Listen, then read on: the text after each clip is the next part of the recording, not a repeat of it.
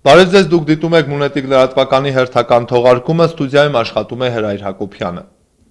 Փետրվարի 20-ին և լույս 21-ի գիշերը Լեռնային Ղարաբաղի և Ադրբեջանի հակամարտ զորքերի շփման գծում հակառակորդը տարբեր տրամաչափի հրաձգային զինատեսակներից, այդ թվում դիպուկահար հրացաններից, հրադադարի ռեժիմը խախտել է շուրջ 75 անգամ, հայ դիրքապահների ուղղությամբ արձակելով ավելի քան 900 կրակոց։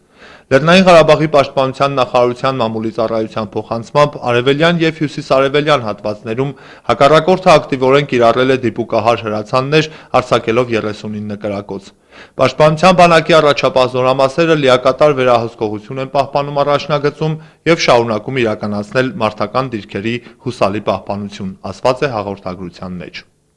Շարունակում ենք թողարկումը Կրթության ազգային ինստիտուտի փոխտնօրեն Անահիտ Բախշյանի գործուն աջակցության շնորհիվ Վանաձորի թիվ 6 ներառական դպրոցը համալրվել է անհրաժեշտ սարքավորումներով չտեսնող երեխաների համար՝ բրայլյան մեքենագրող սարք, համակարգիչ, բրայլյան տետրեր, ձեռնարկներ և ձայնագրիչ սարք։ Դպրոցում սովորող տեսողական խնդիր ունեցող միակ աշակերտը Ալիկ Սարգսյանն է, ով այդ սարքավորումների շնորհիվ հավասար հիմունքներով կօգտվի կրթություն ստանալու իր իրավունքից։ Դպրոցում վստահ են, սա լավ նախադեպ կդառնա նման խնդրով այլ երեխաների համար ևս։ Ներառական կրթություն իրականացնող Վանաձորի թիվ 6 դպրոցի աշակերտ 12-ամյա Ալիկ Սարգսյանը ծննդյան օրը կիսվում է ամենամեծ երազանքով, որ ինքն էլ օրերից մի օր կտեսնի, դասերից հետո ինքնուրույն տուն կվերադառնա։ Դպրոցում սովորում են հաշմանդամություն ունեցող 35 աշակերտներ, տեսողական խնդիր ունեցողը միայն Ալիկն է։ Սովորելը սկզբնական շրջանում դժվար էր, չկային բրայլյան մեքենագրող սարք, բրայլյան տետրեր, համակարգիչ ու ձայնագրող սարքեր։ Կրթության ազգային ինստիտուտի փոխտնօրեն, Հայաստանում ներառական կրթության համակարգող Անահիտ Բախշյանի ջանքերով դպրոցը հարմարեցվել է չտեսնող երեխաների բոլոր պահանջներին։ Ես կուզեմ Լոռու մարզի ժողովուրդը իմանա, որ կա մի դպրոց, որտեղ կարող են չտեսնող երեխայի կրթությունը կազմակերպել։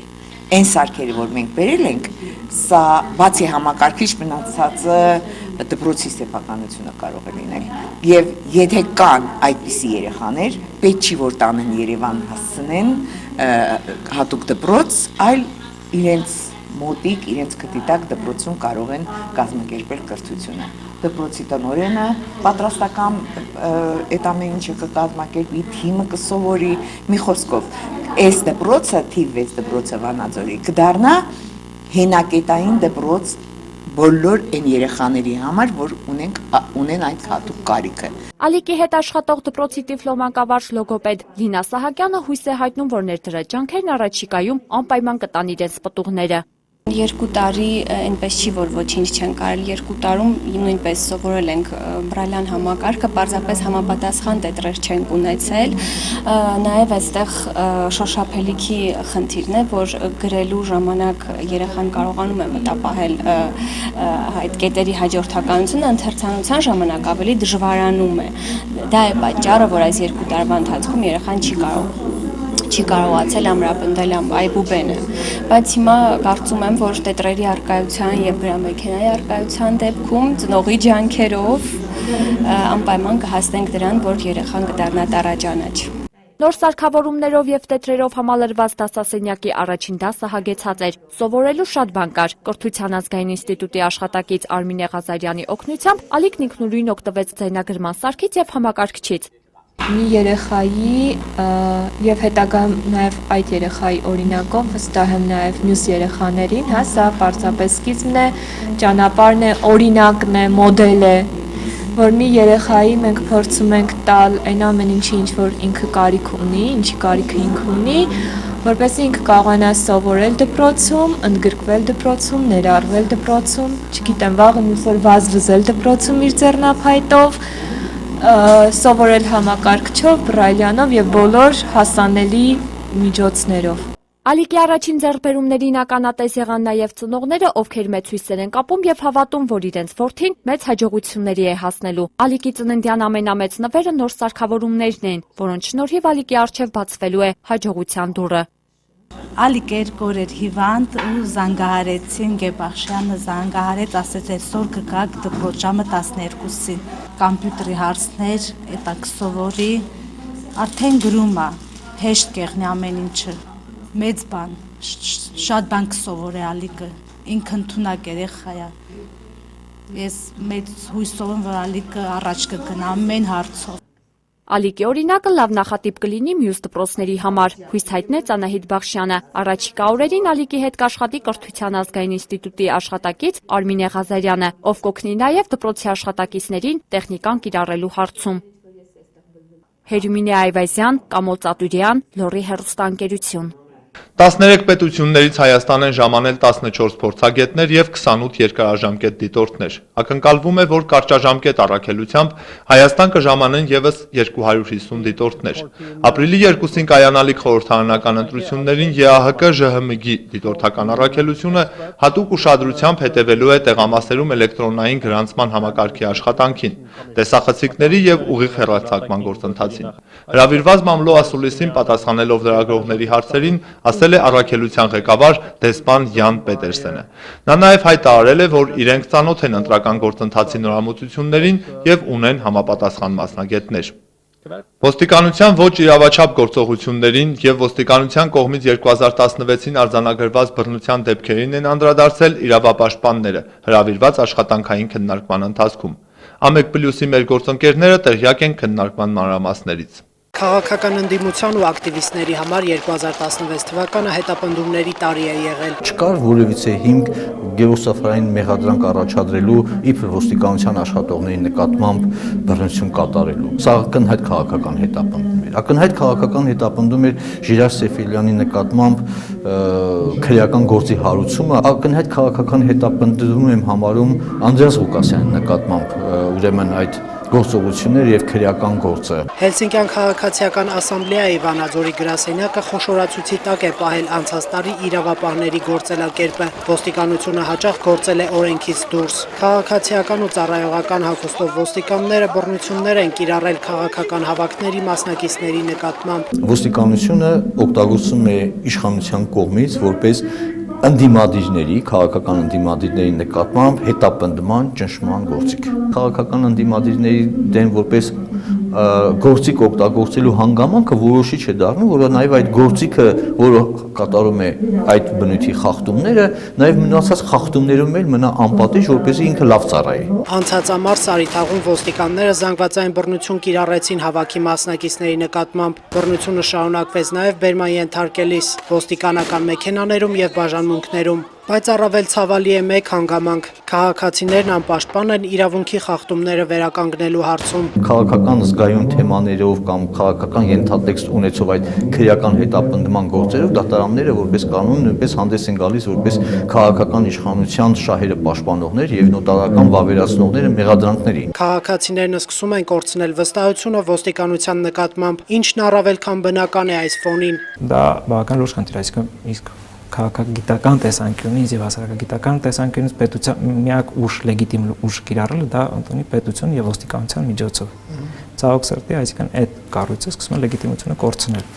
եւ եթե այդպես գնա, սկսի նվազել է բնականա։ 2016-ի բռնության ամբողջական քրոնիկան ներկայացված է անպատիժ ոչիր ֆիլմում։ Հեղինակին վերնագիր ընտրելիս ոգեշնչել է Դաստաևսկու ոչիր եւ պատիժ աշխատանքը։ Ֆիլմում ներառված են մոտ 60-ից ավել բռնության ենթարկված քաղաքացիների պատմություններ, որոնք որ այս ամբողջ տարվա ընթացքում կրել են իրենց մարմնի վրա լուրջ վնասվածքներ եւ ունեցել են երկարատև խնդիրներ հիվանդանոցներում։ Լրագրողը իրավապահ մարմինների աշխատանքը բնութագրող մի պատկերի է հանդիպել։ Ոստիկանի նկատմամբ կիրառված բռնության դեպքերն իրավական գնահատականների են արժանանում, բայց գործն անգամ դատարան չի հասնում, եթե խոսք է գնում ոստիկանի կողմից քաղաքացու իրավունքների ոտնահարման մասին։ Ոստիկանությունը հայտարարություն է տարածել այն մասին, որ ընտրողների ցուցակները փակցված են ընտրատեղամասերում։ Դրանք տեղադրված են նաև ոստիկանության 3w.police.am պաշտոնական կայքում ներբեռնելու հնարավորությամբ։ Ցուցակներում անճշտություններ հայտնաբերելու դեպքում մինչև մարտի 23-ը դրանք վերացնելու համար քաղաքացիները կարող են դիմել լիազոր մարմնին, տարածքային անձնագրային ծառայություն կամ անձնագրային եւ վիզաների վարչություն։ Տեղեկացվում է նաև, որ այդ նպատակով փետրվարի 21-ից Հայաստանի Հանրապետության ոստիկանության անձնագրային եւ վիզաների վարչությունում գործում է հեռախոսակ գիծ 011 37 02 36 հեռախոսահամարով։ Շարունակում ենք թողարկումը հանկարծամահ է եղել ՄԱԿ-ում Ռուսաստանի դեսպան Վիտալի Չուրկինը տեղեկացրել է Ռուսաստանի արտգործնախարարությունը ցավակցություն հայտնելով դիվանագետի հարազատներին։ Մահվան հետ կապված այլ մանրամասներ չեն հաղորդվում։ Ռուսաստանի արտգործնախարարությունը միայն նշել է, որ դիվանագետը մահացել է իր 65-րդ տարեդարձի նախօրեին, որ լրանալու էր փետրվարի 25-ին։ Հայաստանի արտգործնախարար Էդվարդ Նալբանդյանը հեռախոսազրույց է ունեցել Եվրամիության արտաքին գործերի եւ անվտանգության քաղաքականության բարձր ներկայացուցիչ Եվրոպական հանձնաժողովի փոխնախագահ Ֆեդերիկո Մոգերինիի հետ։ Արտգործնախարարության մամուլի եւ տեղեկատվության վարչության փոխանցմամբ զրուցակիցներն անդրադարձել են Հայաստանի Հանրապետության նախագահի Բրյուսել կատարելիք առաջիկա այցի նախապատրաստական աշխատանքներին։ Էդվարդ Նալբանդյանն ու Ֆեդերիկա Մոգերինին քննարկել են Հայաստանի եւ Եվրամիության միջև իրավական նոր փաստաթղթի շուրջ բանակցությունների ընթացքը, երկուստեք հույս հայտնելով, որ մոտ ապագայում հնարավոր կլինի եզրափակել բանակցությունները։ 7000 բրիտանացիներ ակցիա են կազմակերպել խորհրդարանի շենքի առաջ իրենց բողոքն արտահայտելով միջնորդագիրը մերժելու դեմ, որն առաջարկում էր չեղարկել Միացյալ Նահանգների նախագահ Դոնալդ Թրամփի այցը Միացյալ Թագավորություն։ Միջնորդագրին կողմ էր քվեարկել ավելի քան 1800 բրիտանացի, սակայն բրիտանական կառավարությունը այնուամենայնիվ որոշել է Թրամփին առաջարկել պետական այց կատարել Մեծ Բրիտանիա։ Ինչպես հաղորդում է Reuters գործակալությունը, Մեծ Բրիտանիայի վարչապետ Թերեզա Մեյը ցանկանում է առանձնահատուկ հարաբերություններ պահպանել Միացյալ Նահանգների հետ եւ ապահովել առևտրային գործընկերություն, երբ երկիրը դուրս գա Եվրամիությունից։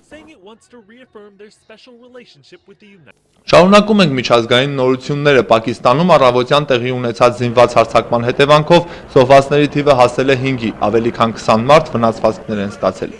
Տանկի քաղաքում 3 անձինք փորձելով մտնել դատարանի դահլիճ, կրակ են բացել եւ նռնակներ նետել մարդկանց ուղղությամբ։ Հարձակվողներից մեկն ինքնասպան է եղել, մյուսը սպանվել է փոխհրաձգության ժամանակ։ Ֆրանս պրեսի փոխանցմամբ ոստիկանությունը փնտրում է երրորդին։ Հարձակման պատասխանատվությունն ստանձնել է Թալիբանի պակիստանյան թևը։ Վերջին 10 օրվա ընթացքում ահաբեկչությունների հետևանքով Պակիստանում ավելի քան 100 մարդ է սպանվել։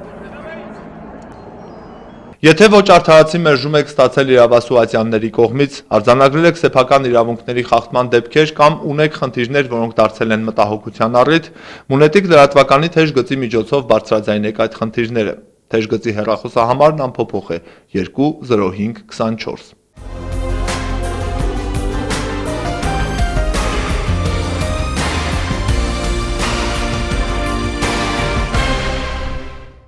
Թողարկման ավարտին եղանակային կանխատեսումներից ըստ արտակարգ իրավիճակների նախարարության փետրվարի 22-ին 24-ից 26-ը սպասվում է առանց տեղումների եղանակ։ 23-ի գիշերը շրջանների մեծ մասում սպասվում է թույլ ձյուն։ Քամին հյուսիս-արևելյան ուղղությամբ է վարկյանում 3-ից 8 մետր արագությամբ։ Օդի ջերմաստիճանը փետրվարի 23-ից 25-ը կբարձրանա 10-ից 15 աստիճանով։ Այսօրվա համար առանձնացրել էինք այսքանը, շնորհակալություն ուշադրության համար, ցտեսություն եւ ամենայն բարիք։